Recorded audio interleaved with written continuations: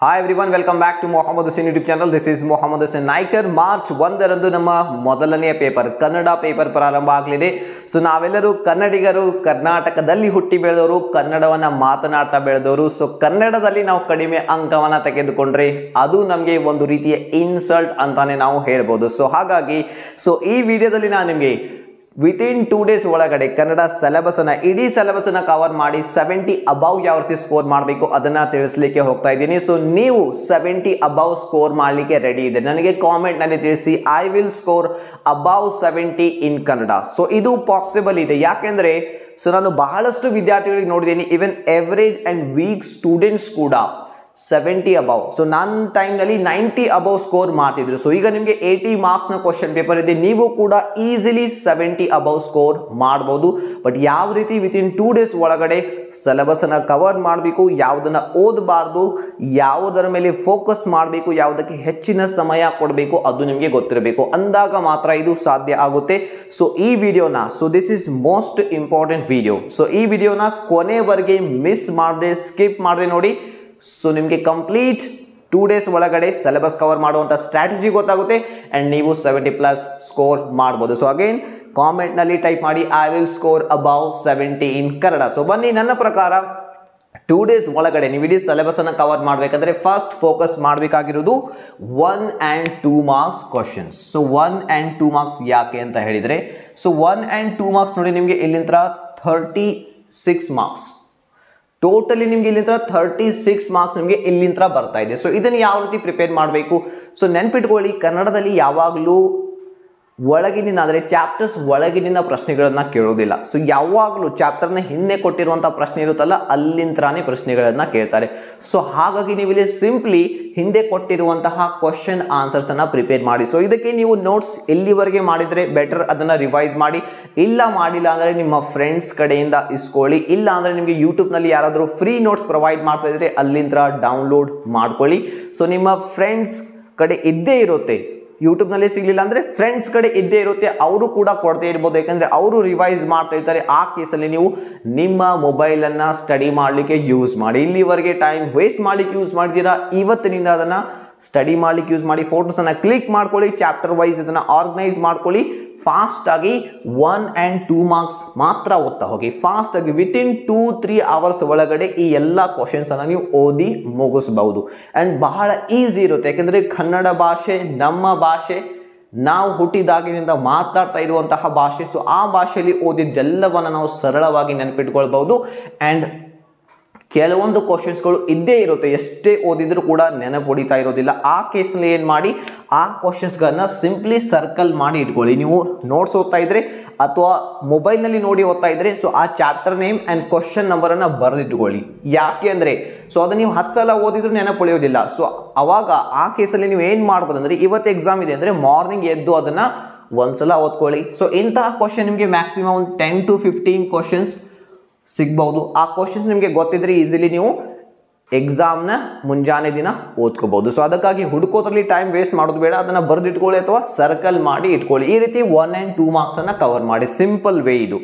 Okay, ಈಗ ನೀವು ಬುಕ್ಸನ್ನು ತೆಗೆದುಕೊಂಡು ಲೈನ್ ಬೈ ಲೈನ್ ಓದ್ತಾ ಹೋಗ್ಬೇಡಿ. ಸೊ ಅದರಿಂದ ಏನೂ ನೆನಪು ಉಳಿಯೋದಿಲ್ಲ. ಆ್ಯಂಡ್ ಆನ್ಸರ್ ಯಾವ ರೀತಿ, ಎಕ್ಸಾಕ್ಟ್ ಆನ್ಸರ್ ಯಾವ ರೀತಿ ಬರೀಬೇಕು ಅದು ನಿಮಗೆ ಗೊತ್ತಾಗೋದಿಲ್ಲ. ಸೊ ಇಲ್ಲಿ ಎಕ್ಸಾಕ್ಟ್ ಆನ್ಸರ್ ಬರೆದ್ರೆ ಮಾತ್ರ ನಿಮಗೆ ಮಾರ್ಕ್ಸ್ ಸಿಗುತ್ತೆ. ಇದು ನಿಮ್ಮ ಫಸ್ಟ್ ಸ್ಟೆಪ್ ಆಗಿರ್ಬೋದು, ಇಲ್ಲಿ ಆಗಿರಬೇಕು. ಇಲ್ಲಿಂದ ನಿಮಗೆ ಎಷ್ಟು 36 ಮಾರ್ಕ್ಸ್ ಅಂದರೆ ನಿಮ್ಮ 80 ಮಾರ್ಕ್ಸ್ನ 50% ಮಾರ್ಕ್ಸ್ ಇಲ್ಲೇ ಇದೆ. ಸೊ ಹಾಗಾಗಿ ಇದರ ಮೇಲೆ ಫೋಕಸ್ ಮಾಡಿ. ಸೊ ಇದಾದ ನಂತರ ನಿಮ್ಮೆಲ್ಲರಿಗೂ ಗೊತ್ತಿರೋ ಹಾಗೆ 3 and 4 ಮಾರ್ಕ್ಸ್ ಅಂದರೆ ಸಂದರ್ಭ ಮತ್ತು 4 ಅಂಕದ ಪ್ರಶ್ನೆಗಳು. 3 and 4 ಮಾರ್ಕ್ಸ್ ಕ್ವಶನ್ಸ್. ಸೊ ಇಲ್ಲಿ ನೋಡಿ ಬಹಳ ಕ್ವಶನ್ಸ್ ಇವೆ. 3 ಮಾರ್ಕ್ಸ್ದು ಬಹಳ ಇವೆ, 4 ಮಾರ್ಕ್ಸ್ದು ಬಹಳ ಕ್ವಶನ್ಸ್ ಇವೆ. ಬಟ್ ಅಲ್ಲಿ ನಿಮಗೆ ಎಕ್ಸಾಮ್ನಲ್ಲಿ ಬರುತ್ತೆ 4 ಕ್ವಶನ್ಸ್. 3 ಮಾರ್ಕ್ಸ್ದು 4 ಬರುತ್ತೆ, 4 ಮಾರ್ಕ್ಸ್ದು 4 ಬರುತ್ತೆ. ಸೊ ಟೋಟಲ್ ಗುಡಿಸಿದ್ರೆ 3 into 4 12. ಸೊ ಇಲ್ಲಿ 4 into 4 16. ಒಂದು 28 ಮಾರ್ಕ್ಸ್ ಇಲ್ಲಿ ನಿಮಗೆ ಇರುತ್ತೆ. ಬಟ್ ಇಲ್ಲಿ ಬಹಳ ಕ್ವಶನ್ಸ್ ಇದೆ, ಬಹಳ ನೆನ್ಪಿಟ್ಕೊಳ್ಬೇಕಾಗುತ್ತೆ. ಸೊ ಅದು 2 daysನಲ್ಲಿ ಸಾಧ್ಯ ಇಲ್ಲ. ಒಂದು ವೇಳೆ ನೀವು ಮೊದಲೇ ಓದಿದ್ರೆ ಈಗ ರಿವಿಷನ್ ಮೇಲೆ ಫೋಕಸ್ ಮಾಡಿ, ಇದು ನನ್ನ ಸಜೆಷನ್. ಬಟ್ ಓದಿಲ್ಲ ಅಂದರೆ ಸಿಂಪ್ಲಿ ಏನು ಮಾಡಿ, 2 years 2 ಇಯರ್ಸ್ನ ಕ್ವಶನ್ ಪೇಪರ್ ತಗೊಳ್ಳಿ, ಪ್ರೀವಿಯಸ್ ಇಯರ್ ಕ್ವಶನ್ ಪೇಪರ್, ಅದರಲ್ಲಿ ಕೊಟ್ಟಿರುವಂತಹ 3 ಮಾರ್ಕ್ಸ್ ಆ್ಯಂಡ್ 4 ಮಾರ್ಕ್ಸ್ನ ಕ್ವಶನ್ಸನ್ನು ಓದಿ ಅದರ ಆನ್ಸರ್ ರೆಡಿ ಮಾಡ್ಕೊಳ್ಳಿ. ಅದನ್ನು 2-3 ಸಲ ಓದಿ, 2-3 ಸಲ ಓದಿ ಬೈ ಹಾರ್ಟ್ ಮಾಡ್ಕೊಳ್ಳಿ ಅಥವಾ ಅರ್ಥ ಮಾಡಿ ಆದರೂ ನೆನ್ಪಿಟ್ಕೊಳ್ಳಿ, ಸಿಂಪಲ್. ಸೊ ಇದು ನಿಮಗೆ ಈಸಿ ಆದಂತಹ ವೇ ಇದೆ. ಸೊ ಆನ್ಸರ್ ಬರೀಲಿಕ್ಕೆ ಕೂಡ ಆಗೋದಿಲ್ಲ ಅಂದರೆ ನೀವು ಟಾಪರ್ ಆನ್ಸರ್ ಕಾಪೀಸನ್ನು ಡೌನ್ಲೋಡ್ ಮಾಡ್ಕೊಳ್ಳಿ. ನಮ್ಮ ಆ್ಯಪ್ನಲ್ಲಿ ಇವೆ, 1-2 ಕನ್ನಡ ಆನ್ಸರ್ ಕಾಪೀಸ್ ಇರ್ಬೋದು, ಅದನ್ನು ಡೌನ್ಲೋಡ್ ಮಾಡಿಕೊಂಡು ಆನ್ಸರ್ ಓದಿ. ಅದರ ಜೊತೆಲಿ ನಾನು ನಿಮಗೆ PU ಬೋರ್ಡ್ನವರು ಪ್ರತಿ ವರ್ಷ ರಿಲೀಸ್ ಮಾಡುವಂತಹ ಕೀ ಆನ್ಸರ್ ಕೂಡ ಕೊಟ್ಟಿರ್ತೀನಿ. ಸೊ ಅಲ್ಲಿ ನೀವು ನೋಡ್ಕೋಬಹುದು, ಪಾಯಿಂಟ್ಸನ್ನು ಕಲೆಕ್ಟ್ ಮಾಡ್ಕೋಬಹುದು. 4 ಮಾರ್ಕ್ಸ್ನ ಈ ಒಂದು ಕ್ವಶನ್ಗೆ ಆನ್ಸರ್ ಈ ರೀತಿ ಇರಬೇಕು, ಪಾಯಿಂಟ್ಸ್ ಕಲೆಕ್ಟ್ ಮಾಡ್ಕೊಳ್ಳಿ. ಸಂದರ್ಭದ ಆನ್ಸರ್ ಈ ರೀತಿ ಇರಬೇಕು, ಪಾಯಿಂಟ್ಸ್ ಕಲೆಕ್ಟ್ ಮಾಡ್ಕೊಳ್ಳಿ. ಸೊ ಅದನ್ನು ನೀವು ಬರೆಯೋದ್ರ ಮೂಲಕ 3 and 4 ಮಾರ್ಕ್ಸನ್ನು ಕವರ್ ಮಾಡ್ಬೋದು. ಸೊ 2 ಇಯರ್ಸ್ದು ಕೂಡ ನೀವು ಪ್ರಿಪೇರ್ ಮಾಡಿದರೆ ಸೊ ನಿಮಗೆ ನೋಡಿ ಇಲ್ಲಿ ಆಪ್ಷನ್ಸ್ ಇರುತ್ತೆ. ಸೊ ಏನಿಲ್ಲ ಅಂದರೂ 3 ಮಾರ್ಕ್ಸ್ ಒಂದು 7-8 ಕ್ವಶನ್ ಬಂದಿರುತ್ತೆ, 4 ಮಾರ್ಕ್ಸು ಕೂಡ 7-8 ಕ್ವಶನ್ ಇರುತ್ತೆ. ಸೊ ಅದರಲ್ಲಿ ನೀವು 3 ಕ್ವಶನ್ಸ್ ಬಂದರೂ ಕೂಡ ನಾವು ಈಸಿಯಾಗಿ ಅಟೆಂಪ್ಟ್ ಮಾಡ್ಬೋದು. 1 ಕ್ವಶನ್ ಮಿಸ್ ಆದರೂ ಕೂಡ ಏನು ಪ್ರಾಬ್ಲಮ್ ಇಲ್ಲ. ನೀವು ಲಕ್ಕಿ ಇದ್ರೆ ಸೊ ಇದರಲ್ಲಿ 4 out of 4 ಬರ್ಬೋದು, 4 ಮಾರ್ಕ್ಸ್ನಲ್ಲಿ ಕೂಡ 4 out of 4 ಬರ್ಬೋದು. ಬಟ್ ನೀವು ಅನ್ಲಕ್ಕಿ ಇದ್ರೆ 2-3 ಅದು ಬಂದೇ ಬರುತ್ತೆ. ಸೊ ಇದನ್ನು ನಾನು ಹೇಳ್ಬೋದು. ಸೊ ಈ ರೀತಿ ಇದನ್ನು ಪ್ರಿಪೇರ್ ಮಾಡಿ ಎಲ್ಲ ಕ್ವಶನ್ ಆನ್ಸರನ್ನು ಓದಬೇಡಿ 3 and 4 ಮಾರ್ಕ್ಸ್ಗೆ ಬಂದಾಗ. ಬಟ್ ಇಲ್ಲಿ ಎಲ್ಲವನ್ನ ಓದಿ, ಇಲ್ಲಿ ಇಂಪಾರ್ಟೆಂಟ್ ಕ್ವಶನ್ಸ್ ಅಂತ ಹೇಳಿ ಮತ್ತೆ ಸಾರ್ಟ್ ಮಾಡಿ ಸೊ ಅದನ್ನು ಆ ರೀತಿ ಓದಬೇಡಿ. ಯಾಕೆಂದರೆ ಕನ್ನಡ ಭಾಷೆ ಆಲ್ರೆಡಿ ಈಸಿ ಇದೆ, ಮತ್ತೆ ಅವರು ಇಂಪಾರ್ಟೆಂಟ್ ಅದು ಫಿಕ್ಸ್ ಕ್ವಶನಲ್ಲಿ ಏನೂ ಇರೋದಿಲ್ಲ. ಸೊ ಇದೆಲ್ಲವನ್ನು ಕವರ್ ಮಾಡಲಿಕ್ಕೆ, ರಿವೈಸ್ ಮಾಡಲಿಕ್ಕೆ ಟ್ರೈ ಮಾಡಿ. ಸೊ ಇದು ಆಯಿತು ನಮ್ಮ second step, 3 and 4 marks. So ಇದಾದ ನಂತರ ಬರುತ್ತೆ ವ್ಯಾಕರಣ. ಸೊ ಇಲ್ಲಿ ಸ್ಟೂಡೆಂಟ್ಸ್ ನೋಡಿ ವ್ಯಾಕರಣ ಟಚ್ ಮಾಡೋದಿಲ್ಲ. 90% ಸ್ಟೂಡೆಂಟ್ಸ್ ವ್ಯಾಕರಣ ಟಚ್ ಮಾಡೋದಿಲ್ಲ, ಯಾಕಂದರೆ ಅವರಲ್ಲಿ ಒಂದು ಮಿಸ್ಅಂಡರ್ಸ್ಟ್ಯಾಂಡಿಂಗ್ ಇದೆ, ವ್ಯಾಕರಣ ಡಿಫಿಕಲ್ಟ್ ಇದೆ ಅಂತ ಹೇಳಿ. ಸೊ ಇದು ನಿಮ್ಮ ಭ್ರಮೆ, ಡಿಫಿಕಲ್ಟ್ ಇದೆ ಅನ್ನೋದು ನಿಮ್ಮ ಭ್ರಮೆ. ಸೊ ವ್ಯಾಕರಣ ಇದೆಲ್ಲ ಈಸಿಯೆಸ್ಟ್ ಟಾಪಿಕ್ ಕನ್ನಡದಲ್ಲಿ. ಬಟ್ ಪ್ರಾಬ್ಲಮ್ ಏನಂದರೆ ನಿಮಗೆ ಕಾನ್ಸೆಪ್ಟ್ ಗೊತ್ತಿಲ್ಲ. ಜಸ್ಟ್ ನೀವು ಕಾನ್ಸೆಪ್ಟ್ ಅರ್ಥ ಮಾಡಿಕೊಂಡ್ರೆ ಆನ್ಸರ್ ನಿಮಗೆ ಕ್ವಶನಲ್ಲೇ ಸಿಗುತ್ತೆ, ಗ್ರಾಮರ್ನಲ್ಲಿ. ಅಷ್ಟು ಈಸಿ ಇದೆ ಗ್ರಾಮರ್. ಸೊ 6 ಕ್ವಶನ್ಸ್ ಇರುತ್ತೆ, 6ರಲ್ಲಿ 4ಕ್ಕೆ ಆನ್ಸರ್ ಮಾಡಿ ನಾವು 8 ಅಂಕ ಪಡ್ಕೋಬೇಕು. ಸೊ ಇಲ್ಲಿ ಎಷ್ಟು ಸಿಂಪಲ್ ಇರುತ್ತೆ ಅನ್ನೋದಕ್ಕೆ ಒಂದು ಎಕ್ಸಾಂಪಲ್ ನಾನು ನಿಮಗೆ ಕೊಡ್ತಾ ಇದ್ದೀನಿ. ಜಸ್ಟ್ ನಿಮ್ಮ ಮಾಡೆಲ್ ಕ್ವಶನ್ ಪೇಪರ್ ನೋಡ್ತಾ ಇದ್ದೆ. ಸೊ ಅದರಲ್ಲಿ ಕೊಡಲಾಗಿದೆ ಕ್ರಿಯಾಪದದ ಧಾತು ರೂಪವನ್ನು ಬರೆಯಿರಿ. For example ಹಾಡಿದನು. ಸೊ ಇದು ಕ್ವಶನ್ನಲ್ಲಿ ಇದೆ. ಇದರ ಈ ಒಂದು ಕ್ರಿಯಾಪದದ ಧಾತು ರೂಪ ಏನು? ಹಾಡು. ಸೊ ಇದು ನನಗೆ ಗೊತ್ತಿದೆ, ಕಾನ್ಸೆಪ್ಟ್ ಗೊತ್ತಿದೆ. ಅದೇ ರೀತಿ ಅವನು ಕುಡಿದನು, ಧಾತು ರೂಪ ಕುಡಿ. ಸೊ ಅದೇ ರೀತಿ ಇನ್ನೊಂದು ಪ್ರಶ್ನೆಯಲ್ಲಿ ಇತ್ತು, ಗುಣವಾಚಕ ಬರೆಯಿರಿ. ಕಿರುದಾರಿ. ಸೊ ದಾರಿ, ಕಿರು ಅಂದರೆ ಚಿಕ್ಕ, ಇದು ಗುಣ. ಕಿರು ಅನ್ನೋದು ಆನ್ಸರ್ ಕ್ವಶನ್ನಲ್ಲೇ ಇದೆ. ಘೋರ ಪಾಪ, ಘೋರ ಅನ್ನೋದೇನು ಇಲ್ಲಿ ಆನ್ಸರ್. ಸೊ ಪ್ರಶ್ನೆಯಲ್ಲೇ ಆನ್ಸರ್ ಇದೆ. ಬಟ್ ಪ್ರಾಬ್ಲಮ್ ಏನು, ನಿಮಗೆ ಕಾನ್ಸೆಪ್ಟ್ ಗೊತ್ತಿಲ್ಲ. ಸೊ ಇದಕ್ಕೆ ನೀವೇನು ಮಾಡಬೇಕು, ಕೆಲವೊಂದು ಗ್ರಾಮರ್ ಟಾಪಿಕ್ಸ್ನ ಕಾನ್ಸೆಪ್ಟ್ ಅರ್ಥ ಮಾಡ್ಕೊಳ್ಳಿ. ಇದಕ್ಕೆ ಯಾವುದೇ ಬುಕ್ಸ್ ಓದಬೇಡಿ, ಯೂಟ್ಯೂಬ್ನಲ್ಲಿ ಹೋಗಿ ಸೆಕೆಂಡ್ PUC ಸಮಾನಾರ್ಥಕ ಪದಗಳು ಅಂತ ಟೈಪ್ ಮಾಡಿ. ಸೊ ಅದ್ರ ಮೇಲೆ 1-2 ವಿಡಿಯೋ ನೋಡಿ. ನಾನಾರ್ಥಕ ಪದಗಳು, ವಿರುದ್ಧಾರ್ಥಕ ಪದಗಳು, ನಿಷೇಧಾರ್ಥಕ ಪದಗಳು, ಗುಣವಾಚಕ ಮತ್ತು ಕ್ರಿಯಾಪದಗಳ ಧಾತು ರೂಪ, 5-6 ಟಾಪಿಕ್ಸ್ ಇವೆ. ಅವುಗಳ ಕಾನ್ಸೆಪ್ಟ್ ಅರ್ಥ ಮಾಡ್ಕೊಳ್ಳಿ ಅಷ್ಟೇ. ಕಾನ್ಸೆಪ್ಟ್ ಅರ್ಥ ಇದ್ದರೆ ಈಸಿಲಿ ನೀವು ಈ ಪ್ರಶ್ನೆಗಳನ್ನು ಸಾಲ್ವ್ ಮಾಡ್ಬೋದು. 8 ಅಂಕ ಈಸಿಯಾಗಿ ಬರುತ್ತೆ. ಸೊ ಅಲ್ಲಿ ವಿಭಕ್ತಿ ಪ್ರತ್ಯಯಗಳು ಅಂತ ಇವೆ. ಆ ಒಂದು ಡಿಫಿಕಲ್ಟ್ ಟಾಪಿಕ್ಸನ್ನು ಬಿಟ್ಬಿಡಿ. ಆಪ್ಷನ್ಸ್ ಇರುತ್ತೆ ನಮಗೆ, ಅವುಗಳನ್ನ ಬಿಟ್ಬಿಡ್ಬೋದು ನಾವು. ಈಸಿಯಾಗಿ ಬಿಟ್ಟು ಯಾವ್ದು ಈಸಿ ಇದೆ ಅದರಲ್ಲಿ 4 ಅಟೆಂಪ್ಟ್ ಮಾಡಿ 8 ಮಾರ್ಕ್ಸನ್ನು ನಾವು ಇಲ್ಲಿಂದ ತೆಗೆದುಕೊಳ್ಬಹುದು. ಇದು ಪಾಸಿಬಲ್ ಇದೆ. ಸೊ ಈ ರೀತಿ ಪ್ರಿಪೇರ್ ಮಾಡಿ. ಅಗೇನ್ ಹೇಳ್ತಾ ಇದ್ದೀನಿ, ಯೂಟ್ಯೂಬ್ನಲ್ಲಿ ಸರ್ಚ್ ಮಾಡಿದರೆ ವಿಡಿಯೋ ಸಿಗುತ್ತೆ. ವಿಡಿಯೋಸ್ ನೋಡಿ, ಯಾಕೆ ಅಂದರೆ ಕಾನ್ಸೆಪ್ಟ್ ಅರ್ಥ ಆಗಬೇಕು. ಬುಕ್ಸ್ನಲ್ಲಿರುವಂಥ ಎಲ್ಲ ನಾನು ಕ್ರಿಯಾಪದಗಳನ್ನ ಓದ್ತೀನಿ, ಎಲ್ಲ ಸಮಾನಾರ್ಥಕ ಪದಗಳನ್ನ ಓದ್ತೀನಿ. ಸೊ ಅದು ಇಲ್ಲಿ ವರ್ಕ್ ಆಗೋದಿಲ್ಲ ವಿತಿನ್ 2 ಡೇಸ್ ಒಳಗಡೆ. ಸೊ ಈ ಸ್ಟ್ರಾಟಜಿಯನ್ನು ವ್ಯಾಕರಣಕ್ಕೆ ಫಾಲೋ ಮಾಡಿ. ಸೊ ಇದರ ನಂತರ ಬರುತ್ತೆ ಪ್ರಬಂಧ. ಸೊ ಇಲ್ಲಿ ಸ್ಟೂಡೆಂಟ್ ಮಾಡೋದೇನು, 4 ಮಾರ್ಕ್ಸ್ ಇದೆ. ಸೊ ಈ 4 ಮಾರ್ಕ್ಸ್ ಆಗಿ ಅವ್ರು ಏನು ಮಾಡ್ತಾರೆ, ಒಂದು 40-50 ಟಾಪಿಕ್ಸನ್ನು ಪ್ರಿಪೇರ್ ಮಾಡೋದು. ಸೊ ಆ ಟಾಪಿಕನ್ನು ಓದೋದು, ಅಲ್ಲಿಂದ ಕಾಂಟೆಂಟ್ ತಗೊಳ್ಳೋದು, ಪರಿಸರದ ಮೇಲೆ ಓದೋದು, ಅದರ ಮೇಲೆ ಇದರ ಮೇಲೆ ಬಹಳಷ್ಟು ಪ್ರಬಂಧಗಳನ್ನು ಓದ್ತಾರೆ. 4 out of 4 ಮಾರ್ಕ್ಸ್ ಪಡ್ಕೊಳ್ಳಿಕ್ಕೆ. ನೆನ್ಪಿಟ್ಕೊಳ್ಳಿ, ಯಾವ ಪ್ರಬಂಧ ಬರುತ್ತೆ, ಯಾವ ಟಾಪಿಕ್ ಬರುತ್ತೆ ನಮಗೂ ಗೊತ್ತಿಲ್ಲ, ಯಾರಿಗೂ ಗೊತ್ತಿಲ್ಲ. ನಿಮಗೂ ಗೊತ್ತಿಲ್ಲ, ನನಗೂ ಗೊತ್ತಿಲ್ಲ, ಯಾರಿಗೂ ಗೊತ್ತಿಲ್ಲ. ಸೊ ಇಲ್ಲಿ ನೋಡಿ, ನನ್ನ ಪ್ರಕಾರ ನಿಮಗೆ ಪ್ರಬಂಧ ಯಾಕಿರುತ್ತೆ ಅಂದರೆ 2 ಇಂಪಾರ್ಟೆಂಟ್ ಸ್ಕಿಲ್ಲನ್ನು ಟೆಸ್ಟ್ ಮಾಡಲಿಕ್ಕೆ. ಒಂದು ನಿಮ್ಮ ಕಾಂಟೆಂಟ್, ಸೆಕೆಂಡ್ ಒನ್ ನಿಮ್ಮ ರೈಟಿಂಗ್ ಸ್ಕಿಲ್. ಸೊ ನಿಮಗೆ ಗೊತ್ತಿರೋದನ್ನು ಸರಿಯಾಗಿ ಆರ್ಗನೈಸ್ ಮಾಡಿ ಬರೀಲಿಕ್ಕೆ ಬರುತ್ತಾ, ನಿಮ್ಮ ಆಲೋಚನೆಗಳನ್ನು ವ್ಯಕ್ತಪಡಿಸ್ಲಿಕ್ಕೆ ಬರುತ್ತಾ, ಅದನ್ನು ಟೆಸ್ಟ್ ಮಾಡಲಿಕ್ಕೆ ಈ ಒಂದು ಪ್ರಬಂಧದ ಟಾಪಿಕ್ ಇರುತ್ತೆ. ಸೊ ಕಾಂಟೆಂಟ್ ನೋಡಿ ನಿಮ್ಮ ಹತ್ರ ಆಲ್ರೆಡಿ ಇದೆ. ಸೊ ನೀವು ಕಾಮರ್ಸ್ ವಿದ್ಯಾರ್ಥಿ ಆಗಿದ್ದರೆ ಬಿಸ್ನೆಸ್ ಸ್ಟಡಿ ಓದಿದ್ದೀರಿ, ಎಕನಾಮಿಕ್ಸ್ ಓದಿದ್ದೀರಿ, ಆರ್ಟ್ಸ್ ಸ್ಟೂಡೆಂಟ್ ಆಗಿದ್ದರೆ ಹಿಸ್ಟ್ರಿ ಓದಿದ್ದೀರಿ, ಪೊಲಿಟಿಕಲ್ ಸೈನ್ಸ್ ಓದಿದ್ದೀರಿ, ಸೋಶಾಲಜಿ ಓದಿದ್ದೀರಿ.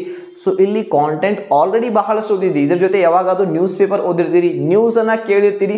ಸೊ ಅಲ್ಲಿಂದ ಜನರಲ್ ನಾಲೆಜ್ ಇದೆ. ಸೊ ಯಾವ ಟಾಪಿಕ್ ಬರುತ್ತೋ, ಸೊ ಅದರಲ್ಲಿ 2 ಟಾಪಿಕ್ಸ್ ಇರುತ್ತೆ, ಯಾವ ಟಾಪಿಕ್ ಬಗ್ಗೆ ಹೆಚ್ಚು ಗೊತ್ತಿದೆಯೋ ಆ ಟಾಪಿಕನ್ನು ಪಿಕ್ ಮಾಡಿಕೊಂಡು ಸೆಲೆಕ್ಟ್ ಮಾಡಿಕೊಂಡು ಅದರ ಮೇಲೆ ನೀವು ಒಳ್ಳೆಯ ಒಂದು ಪ್ರಬಂಧ ಬರೀಬಹುದು. ಕಂಡೀಷನ್ ಏನಂದರೆ ಬರೆಯುವಂಥ ಸ್ಕಿಲ್ ನಿಮ್ಮಲ್ಲಿ ಇರಬೇಕು. ಅದು ನೀವು ಒಂದೆರಡು ಟಾಪರ್ ಆನ್ಸರ್ ಕಾಪೀಸನ್ನು ನೋಡ್ಕೊಳ್ಳಿ. ಸೊ ಅದರ ಜೊತೆ ನೆಕ್ಸ್ಟ್ ವಿಡಿಯೋದಲ್ಲಿ ನಾನು ನಿಮಗೆ ಕನ್ನಡ ಪೇಪರ್ ಪ್ರೆಸೆಂಟೇಷನ್ ಟಿಪ್ಸ್ ಹೇಳುವಾಗ ಯಾವ ರೀತಿ ಪ್ರಬಂಧ ಬರೀಬೇಕು ಅದನ್ನು ಹೇಳ್ಕೊಡ್ತೀನಿ. ಸೊ ಅದನ್ನು ಫಾಲೋ ಮಾಡಿ ನೀವು 4 ಔಟ್ ಆಫ್ 4 ಈಸಿಯಾಗಿ ಪಡೆದುಕೊಳ್ಬೋದು. ಸೊ ಹಾಗಾದರೆ ಇದಕ್ಕಾಗಿ ಪ್ರಬಂಧಕ್ಕಾಗಿ ನಾವು ಸಪರೇಟ್ ಪ್ರಿಪರೇಷನ್ ಮಾಡುವಂಥ ಅವಶ್ಯಕತೆ ಇಲ್ಲ. ಇದಕ್ಕಾಗಿ ಟೈಮನ್ನು ವೇಸ್ಟ್ ಮಾಡುವಂಥ ಅವಶ್ಯಕತೆ ಇಲ್ಲ. ಸಿಂಪ್ಲಿ ಆಲ್ರೆಡಿ ನಿಮ್ಮ ಹತ್ರ ಕಾಂಟೆಂಟ್ ಇದೆ, ಜಸ್ಟ್ ಬರೆಯೋದನ್ನು ಕಲಿಬೇಕು. ಆ್ಯಂಡ್ ಕೊನೆಯದಾಗಿ ನಮ್ಮ 5th ಪಾಯಿಂಟ್ ಬರುತ್ತೆ ಪತ್ರ ಲೇಖನ. ಸೊ ಪತ್ರ ಲೇಖನ ಒಂದು very important topic. Fixed question ಇದು, 4 ಅಂಕಕ್ಕಿರುತ್ತೆ. ಇದನ್ನು ಇಗ್ನೋರ್ ಮಾಡಬೇಡಿ. ಸೊ ಇದನ್ನು ಯಾವ ರೀತಿ ಪ್ರಿಪೇರ್ ಮಾಡೋದು? ಪತ್ರ ಲೇಖನಕ್ಕೆ ಬಂದಾಗ ನಿಮಗೆ ಒಂದು 2 ರೀತಿಯ ಪತ್ರಗಳಿವೆ, ಒಂದು ವ್ಯಾವಹಾರಿಕ, ಇನ್ನೊಂದು ವೈಯಕ್ತಿಕ. ಸೊ ಇದಕ್ಕೆ ನೀವು ಇನ್ನುವರೆಗೆ ಪ್ರಿಪೇರ್ ಆಗಿಲ್ಲ ಅಂದರೆ ಸಿಂಪ್ಲಿ ಯೂಟ್ಯೂಬ್ನಲ್ಲಿ ಕೆಲವೊಂದು ಚಾನಲ್ಸ್ ಇವೆ, ಓನ್ಲಿ ಕನ್ನಡ ಟೀಚ್ ಮಾಡುವಂತಹ ಚಾನಲ್ಸ್ ಇವೆ, ಕನ್ನಡ ಟೀಚರ್ಸ್ಗಳ ಚಾನಲ್ಸ್ ಇವೆ.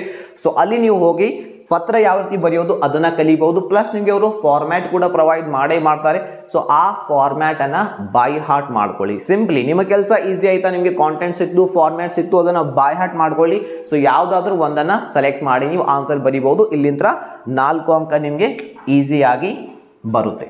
ಸೊ ಇದರಲ್ಲಿ ಈ 5 ಸ್ಟೆಪ್ಸ್ಗಳಲ್ಲಿ ವೆರಿ ಇಂಪಾರ್ಟೆಂಟ್ ಯಾವುದು ಅಂದರೆ 1 and 2 ಮಾರ್ಕ್ಸ್. ಸೊ ಇದು ನಿಮಗೆ ನೋಟ್ಸ್ನಿಂದ ಕವರ್ ಆಗುತ್ತೆ. ಫ್ರೆಂಡ್ಸ್ ಇಂದ ಕಲೆಕ್ಟ್ ಮಾಡ್ಕೊಳ್ಳಿ, ಇಲ್ಲ ಯೂಟ್ಯೂಬ್ನಿಂದ ಎಲ್ಲಾದರೂ ಸಿಕ್ಕರೆ ಅಲ್ಲಿಂದ ಕಲೆಕ್ಟ್ ಮಾಡಿಕೊಂಡು ಅದನ್ನು ಪ್ರಿಪೇರ್ ಮಾಡಿ. 3 and 4 marks previous 2 year question paper, ಇದು ಕೂಡ ಆಯಿತು. ನೆಕ್ಸ್ಟ್ ಇದೆ ವ್ಯಾಕರಣ ಈಸಿ. ಸೊ ಇದನ್ನು ನಿಮ್ಮ ಮೈಂಡ್ಗೆ ನೀವು 10 ಸಲ ಹೇಳಬೇಕು, ವ್ಯಾಕರಣ ಈಸಿ ಇದೆ, ವ್ಯಾಕರಣ ಈಸಿ ಇದೆ ಅಂದಾಗ ಹೋಗಿ ಅದು ನಂಬಲಿಕ್ಕೆ ಪ್ರಾರಂಭ ಮಾಡುತ್ತೆ, ಹೌದು ನಿಜವಾಗ್ಲೂ ವ್ಯಾಕರಣ ಈಸಿ ಇದೆ ಅಂತ ಹೇಳಿ. ಸೊ ವ್ಯಾಕರಣ ಯಾವ ರೀತಿ ಪ್ರಿಪೇರ್ ಮಾಡಬೇಕು ನಾನು ಹೇಳಿದೆ. ಕಾನ್ಸೆಪ್ಟ್ ಅರ್ಥ ಮಾಡ್ಕೊಳ್ಳಿ, ಈಸಿಯಾಗಿ ಆನ್ಸರ್ ಹುಡುಕ್ತೀರಾ, ಕ್ವಶನ್ ಪೇಪರ್ನಲ್ಲೇ ಇರುತ್ತೆ. ಸೊ ಪ್ರಬಂಧ ಸಪರೇಟ್ ಪ್ರಿಪರೇಷನ್ ಅವಶ್ಯಕತೆ ಇಲ್ಲ, ಗೊತ್ತಿರುವಂಥ ಕಾಂಟೆಂಟನ್ನು ಸರಿಯಾಗಿ ಬರೆಯೋದನ್ನು ಕಲ್ಕೊಳ್ಳಿ. ಸೊ ಅದನ್ನು ನಿಮಗೆ ನೆಕ್ಸ್ಟ್ ವಿಡಿಯೋದಲ್ಲಿ ಹೇಳ್ಕೊಳ್ಳಿಕ್ಕೆ ಟ್ರೈ ಮಾಡ್ತೀನಿ. ಪತ್ರ ಲೇಖನ ಫಾರ್ಮ್ಯಾಟ್ ಬೈ ಹಾರ್ಟ್ ಹಾಕೊಳ್ಳಿ, ಪತ್ರ ಯಾವ ರೀತಿ ಬರೀಬೇಕು ಅದನ್ನು 1-2 ವಿಡಿಯೋಸನ್ನು ನೋಡ್ಕೊಳ್ಳಿ. ಈ ರೀತಿ ನೀವು ಪ್ರಿಪೇರ್ ಮಾಡಿದರೆ ಅಬೌವ್ 70+ ನೀವು ಪಕ್ಕಾ ಮಾಡೇ ಮಾಡ್ತೀರಾ, ಇದರ ಗ್ಯಾರಂಟಿ ನಾನು ನಿಮಗೆ ಕೊಡ್ತಾ ಇದ್ದೀನಿ. ಸೊ ವಿತಿನ್ 2 days ನೀವು ಇದನ್ನು ಪ್ರಿಪೇರ್ ಮಾಡಿದರೆ ಸಾಧ್ಯ ಇದೆ ಇದು. ಸೊ ಇದಕ್ಕೇನು ಬಹಳ ಟೈಮ್ ಬೇಕಾಗಿಲ್ಲ. ಸೊ ಇದಕ್ಕೆ ಟೈಮ್ ಹೋಗ್ಬೋದು, 1-2 ಸಲ ರಿವೈಸ್ ಮಾಡಿ. ಇಲ್ಲಿ ಕಡಿಮೆ ಟೈಮ್ ಹೋಗುತ್ತೆ. ವ್ಯಾಕರಣ 4-5 ಕಾನ್ಸೆಪ್ಟ್ ಅರ್ಥ ಮಾಡ್ಕೋಬೇಕು. ಪ್ರಬಂಧ ಏನೂ ಬೇಕಾಗಿಲ್ಲ, ಆಲ್ರೆಡಿ ಓದಿದ್ದೀರಾ. ಪತ್ರ ಲೇಖನ ಏನಿದೆ ಇದಕ್ಕೆ 1 ತಾಸು ಅಥವಾ 1-2 ತಾಸು ಹೋಗ್ಬೋದು, ಈಸಿಯಾಗಿ ಕವರ್ ಆಗುತ್ತೆ. ಈ ರೀತಿ ಪ್ರಿಪೇರ್ ಮಾಡಿ. ಅಗೇನ್ ನೀವು 70+ ಸ್ಕೋರ್ ಮಾಡಲಿಕ್ಕೆ ರೆಡಿ ಇದ್ದರೆ ಕನ್ನಡದಲ್ಲಿ ಟೈಪ್ ಮಾಡಿ ಕಾಮೆಂಟ್ನಲ್ಲಿ, I will score above 70 in Kannada ಇನ್ 2024. ಈ ರೀತಿ ಟೈಪ್ ಮಾಡಿ. ಸೊ ವಿಡಿಯೋ ಇಷ್ಟ ಆದರೆ ಲೈಕ್ ಮಾಡಿ, ನಮ್ಮ ಚಾನಲನ್ನು ಸಬ್ಸ್ಕ್ರೈಬ್ ಮಾಡ್ಕೊಳ್ಳಿ. ಆ್ಯಂಡ್ ನನಗೆ ನಂಬಿಕೆ ಇದೆ ನೀವೆಲ್ಲರೂ ಕೂಡ 70+ ಸ್ಕೋರ್ ಮಾಡ್ತೀರಾ ಅಂತ ಹೇಳಿ. ಈ ಸ್ಟ್ರಾಟಜಿಯನ್ನು ತಪ್ಪದೇ ಫಾಲೋ ಮಾಡಿ. ಆ್ಯಂಡ್ ಈ ವಿಡಿಯೋನ ಕೊನೆವರೆಗೆ ನೋಡಿದ್ದಕ್ಕಾಗಿ ನಿಮ್ಮೆಲ್ಲರಿಗೂ ಧನ್ಯವಾದಗಳು. And wish you all the best for your Kannada examination.